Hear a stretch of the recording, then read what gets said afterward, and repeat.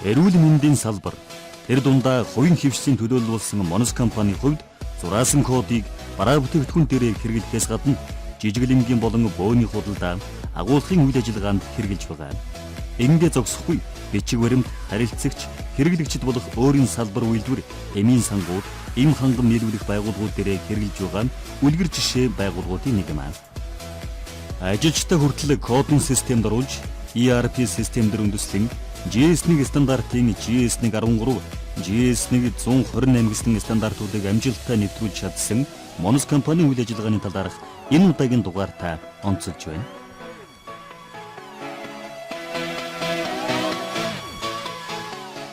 Одоо энэ Monos гэдэг компанийн хэмжээнд бол 3281 орчим бүтээгдэхүүн одоогийн байдлаар яг энэ програмд нэр нь орсон. Тэгээд уншигдаад сканер дээр ингээл POS-ийн програмууд нь тавигдсан явж байгаа. Тэгэд энэ бол хууч одоо би эми сангийн жишээ авъя л да. Одоо ийм баркод муутай одоо 3200 бүтээгдэхүүн дотор гэхэд ийм баркод муутай 10 20 хуудас ийм барьсан. Нөгөө гар өөрөөсөө нөгөө ингээл гар код оруулаад тэрийгээ уншуулаад ингээл тэгээд тэрэн дотроос ингээд бараагаа хайгаад суучдаг. Нөгөө барааныхаа кодыг олох гээд. Тэгэхээр эми санд орж ирж байгаа хүн чинь эрүүл мэндийн салбараа юм үйлчлүүлж байгаа хүн чинь бас нэг арга эрдэнэ юм тохиолдсон, яаралтай юм хайгаад явж байгаа, эсвэл өөрт нь нэг юм тохиолдсон. Тийм юм жоохон бухимдалтай ч юм уу тийм тэр болгон юм өөдрөг хүн үйлчлүүлдэг. Тэгэхээр тэр хүмүүс дотор ч нөгөө нэг юм хаяад гарчдаг. Ямар удаа юм бэ тийм ээ гэж одоо юм хилам их гардаг. Болохоор тэр үйл ажиллагаа маш хурдан бас энэ програмыг нэвтрүүлснээр бүх бараг бид нар баркоджуулах гал үзсэн. Одоо бол 3 жилийн өмнө манай эми сангуудаар зарагддаг барааныг бараг 500-аад бараа юм гар код оруулдаг гэсэн байна. Тэгсэн одоо бол нэг бүр сайжирсан нэг 78 бараа байна уу да. Тэгээд нөгөө хуучин 10 20 хуудас юм хүн ингээд эргүүлээд дотроос нь код хайдаг байсан бол одоо нэг ганц хуудас ямар ч гэсэн бол сайжирч байгаа.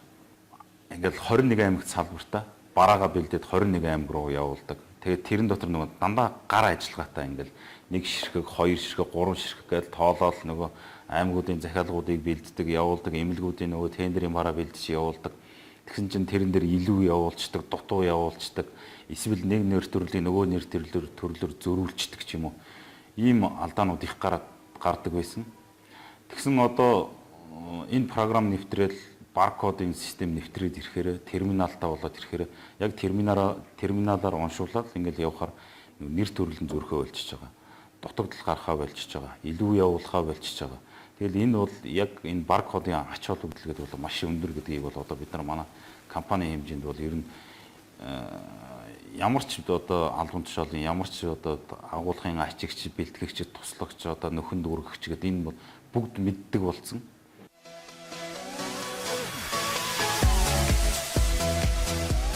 Агуулгын хувьд дотоодын үйлдвэрлэгчид болон гаднаас импортоор авсан бүх эмийн бүтээгдэхүүнийг зураасан кодоор нь бүрдхэн авч орлого болгон харилцагчид болон эмийн сангуудад захиалгын дагуу ангилан багцлж кодоор бүрдхэн гаргадаг. Ингэснээр бараа орох гарах урсгал, тоо хэмжээ, хязээ, аль байгууллага руу хэдэн төрлийн хичнээн эмийн бүтээгдэхүүн очсон зэргээр бүртгэл, тооцоо, хяналт, нөөцийн болоод лангууны менежментийн төлөвлөлтийг боловсронгуй болгож чадсан байна. За тэгэхээр бид нар бол энэ манай агуулгад маань импортын бараа бүтээгдэхүүнүүд, эм, за биологийн идэвхтэй нэмэлт бүтээгдэхүүнүүд, эмнэлгийн тоног төхөөрөмж, жижиг хэрэгс гэх мэтчлэнгийн бараа бүтээгдэхүүн манай агуулгад дээр хадгалагддаг. За тэгэхээр бид импортоор болон дотоодын бусад одоо Монгол Эмигс, Аз Барам, Анунго гэх мэтчлэнгийн дотоодын компаниудаас бас бид нар орлогыг хүлээж авдаг. За тэгэхээр энэ манай системийн үндсэн логик бол урд бараа материалын захиалгыг системд урчилж одоо дата авалтын менежүүд маань оруулдаг байгаа. За энд бол дараах хэдэн мэдээллүүдийг оруулдаг. За энд юу вэ гэхээр ямар нэр төрлийн бараа одоо ямархуу серийн дугаартаар хизээ дуусах хугацаагаар ямархуу тоошгэр ирж байгаа гэдэг мэдээлэл бол ирдэг. За мөн дээрс манай систем дээр минь барааны маань одоо жин эзлэхүүний мэдээлэл бас давхар байдаг. За ингэснээр бидний юу гэхээр тухайн барааг ирэхээс нь өмнө агуулга дээр зай талбайгаа одоо бэлтгэх ямархуу хэмжээний бараа, ямархуу объемтай бараа ирэх гэж байна гэдэг мэдээллээр манай агуулгын хамт олон маань хангагддаг учраас энд барааны одоо агуулгын зай талбайн менеж хийхэд бол нэлээд төлхөө одоо давуу талыг бидэрт бий болгодог. За тэгэхээр урд нь бол энэ дээрх сөрөөний дурдсан мэдээллүүдийг бид нар ороогүй байснараа яадаг байсан бэ гэхээр агуулгын одоо орлого авах процесс дээр ямархуу хэмжээний объем тэ бараа ирж байгаа зай талбай маань хөрөлцөхгүй юу гэх мэтчлэнгийн ийм асуудлыг бол зохицуулахад нэлээд хүндрэлтэй байдаг гэсэн. Бараа нэгэнт ирцсний дараа бид нар энд агуулгах дотроо бараагаа одоо хурааж ялгахад бол нэлээд төвөгтэй байдал үүсдэг байсан. За ингээд бидний систем маань нэвтэрснээрээ орлогын энүүхэн жижигхэн процесс төр хүртэл энэ бидэрт бол нэлээд том давуу талыг бий болгосон. За үүний дараа бол нэг гол хүчин зүйл бол мэдээж хэрэг одоо зураасан код буюу бидний хэлж ярьснаар баркодын асуудал байдаг. За тэгэхээр ер нь бол эмийн бүтээгдэхүүн бол нэлээд онцлогтой байдаг. Юу вэ гэхээр тухайн эмийн бүтээгдэхүүн маань эссенциал гэхэд одоо маш одоо дотроо олон нэр төрөлтэй болчдөг. За одоо тариа байлаа гэхэд тариан дотроо тунгаараа болчдөг. За хэлбрээрээ тухайн эссенциал маань уухаар юм уу эсвэл тариагаар юм уу гэх мэтчлэнгийн ийм олон одоо юу гэдэг эмийн хэлбэр тун хэмжээний одоо зөрүүтэй бүтээгдэхүүн бол байдаг.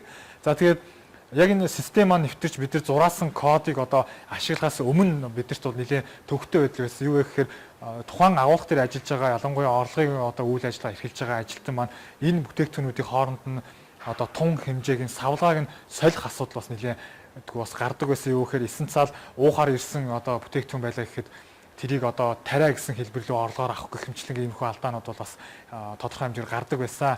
За ингээд зөрүүний бас одоо юу гэх бид нар энэхүү терминалыг одоо ашиглаж бид нар ERP системдээ бараануудынхаа баркодыг оруулснараа бид нар энэ одоо тун солих, савлгаа солих гэдэг алдаа бол ерөөсөө ямар ч гарах одоо тийм үндэслэл бол байхгүй болсон. За ингэснээр бол манай агуулгын үйл ажиллагааны нэгэн бас давуу талыг бий болгож нэг одоо хэсгийн алдааг бол тодорхой хэмжээгээр бол багасгасан ийм давуу талыг бол бидэрт бол зураасан код өгсөн байгаамаа.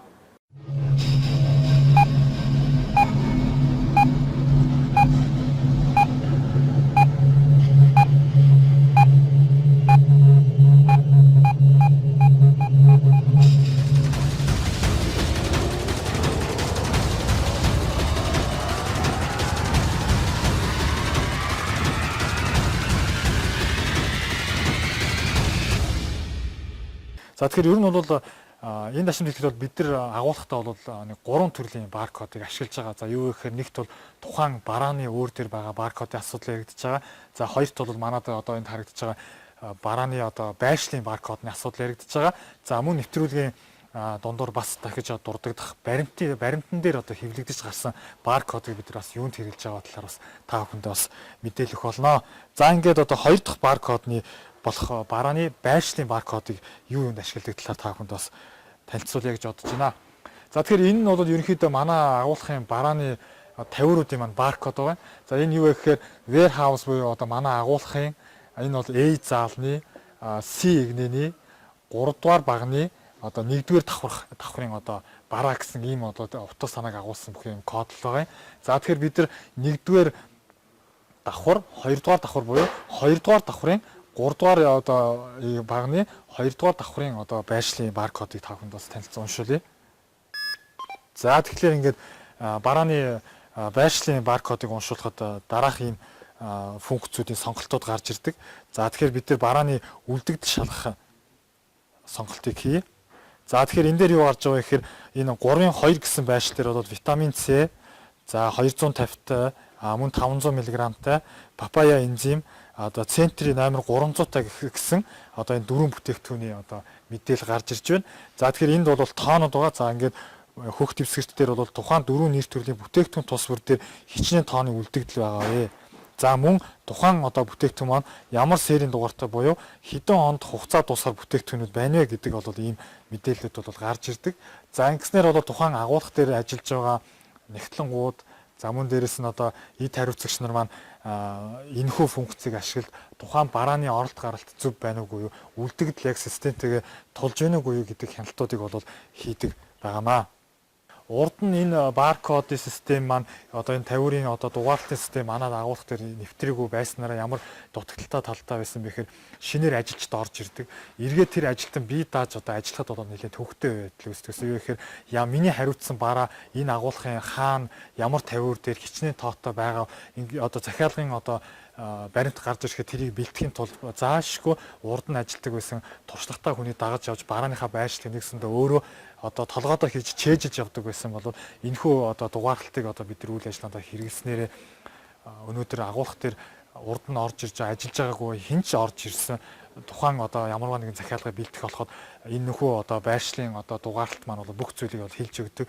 Энэ одоо та энэ бараа одоо витамин С гэдэг бараа байлаа гэж бодоход энийг авахын тулд та агуулгын тэр заалнаас одоо шинэ агуулгын A заалнаас C гэнээс 3 дугаар багны 2 дугаар давхраас одоо та авахын байгаа юм шүү гэдэг ийм замыг заадаг учраас өнөөдөр бол ажилчдын хурдыг бол маш сайжруулсан. Одоо ажилчдын хувьд бол ажлын туршлага гэлтгүй шинэ ажилтны хүртэл одоо орж ирээд хуучин ажилтнтай одоо цаг хугацааны үед уралдан одоо ажиллах тийм таата боломжийг бас бид бүхэнд олгосон юм байнамаа.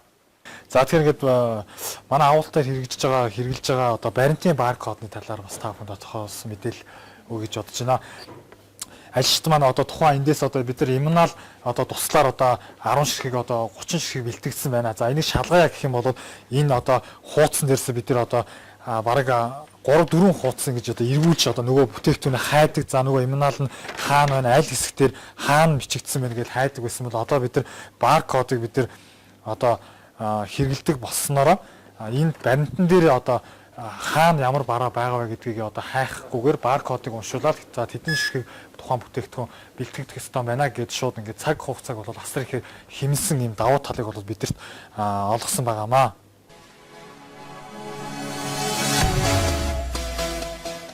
Салбар эмийн сангууд нь агуулгах бөөний төвөөсөө захиалга зураасан кодоор нь онлайнаар өгдөг болсноор цаасны зардлаас гадна хугацаа хэмж байгаа хэрэг юм аа. Агуулгах болон пост дээр терминал зураасан код уншигчдаас гадна Android систем бүхий ухаалаг гар утаснуудыг мөн ашиглаж өөр хоорондоо мэдээлэл солилцсон ажилладаг байна. Аливаа аж ахуйн нэгж байгууллагуудад тулгардаг асуудлуудын нэг нь ажилчдын хариуцлага байдаг. Тэр дундаа эрүүл мэндийн салбар нь хүний амь настай холбоотой байдаг гэдэг утгаараа өндөр хариуцлага хэрэгтэй. Тиймээс хариуцлагын өндөржүүлэхийн тулд зураасан кодны тогтолцоогч байгууллагын үйл ажиллагааны хэсэгт Монс компани хэрэгжүүлсэн байна.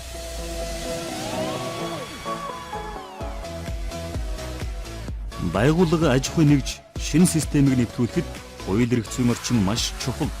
Улс орнууд харилцан адилгүй өөр өөрийн онцлог нөхцөл байдал тохируулан хууль эрх зүйн орчноо бүрдүүлсэн байдаг. За тэгээ хууль эрх зүйн орчны хувьд гэвэл бид нэр төрөчийн нэвтрүүлгээр бас ярьжсэн. Зураасан кодын системийг өөрөө улс орондоо хэрэгжүүлэхэд одоо нэгдсэн хуулиар зохицуулдаг зарим нэг улс орнууд байхад за манай улсын хувьд бол салбараар онцлогт нийцүүлэн одоо зохицуулахаар бид нэр холбогдох талуудтай хамтран ажиллаж байгаа. За энэ ажлынхаа хүрээнд эрүүл мэндийн салбарын одоо хууль эрх зүйн орчин бодлогонгоо олгох ажлын хүрээнд бид нэр эмийн сан тавигдах ерөнхий шаардлага, за ийм үйлдвэрлэгч нарт тавигдах ерөнхий шаардлага гэсэн ийм хоёр стандартт бол зураасан кодтой байх гэсэн ийм зүйл заалтыг бол оруулж өгсөн байгаа. За эдгээр ажлыг нь хийж гүйцэтгэхэд бол мэдээж эрүүл мэндийн яамны хамт олон бол бидний хамт дэмжин одоо бид байн хамтран ажилласны үр дүн бол энийг Үзэгч та бүхэн зураасан кодыг Монголд нэвтрүүлгийн дараагийн дугаараар манай улсын томоохон байгууллагыг болон Новин холдинг жижиглэнгийн худалдаа болон хэвсний үйлдвэртэй зураасан кодыг хэрхэн нэвтрүүлсэн талаар сонирхолтой.